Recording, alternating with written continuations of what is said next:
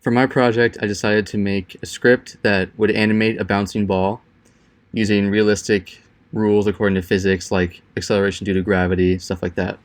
So I made the script, put it into an icon on my toolbar so it's easy to access. So I can easily just click it there. The GUI opens, and you can choose the radius of the ball. Stick with 1.0 for now. Initial velocity, we'll make it 10. Launch angle, make it 45 degrees. Initial height, 10 is fine. Start from 0. And then I'll make this not particularly bouncy ball, just so it doesn't go on too long. And then start frame, you can choose which frame the animation will start in your timeline. So if you have some other thing that you want to have the ball bouncing according to in your animation that you're making, you can make it line up with that so that it starts at the right time instead of just at the beginning every time. So if you click create animation here, you see it just made the animation, and all the key points are on the timeline here. You can go through and kind of just check to see what it looks like. So it starts from a location of about 10, and then 45-degree angle to start, and then it kind of just animates the bouncing of the ball as it goes. And since the way I did this, I'll open the script editor. The way I did this was I basically just updated the X position and Y position according to the physics equations that we all kind of learned in physics. And then I set keyframes with those positions at each frame. So then once it reaches Y value of 0, which means it hit the ground, I then start the new while loop, start it reverse so that it reverses the Y direction going upwards.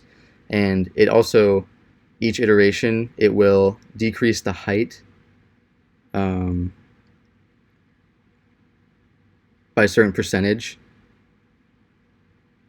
So here it gets based on the initial velocity of the upward movement, which is based on where it ended from the previous downward movement. It will get the height at the peak of the ball, and then use that height for the next iteration here. And then it will keep going until the height is greater than the radius times 1.1, which I was using this kind of just testing to see where it would kind of even out and stop changing, and it was about like a 1.1 times the radius. So I set that there so it doesn't go on forever, and it stops at a certain point, even though technically if there was no friction involved, it would just roll on forever. So that's how I kind of computed the actual position.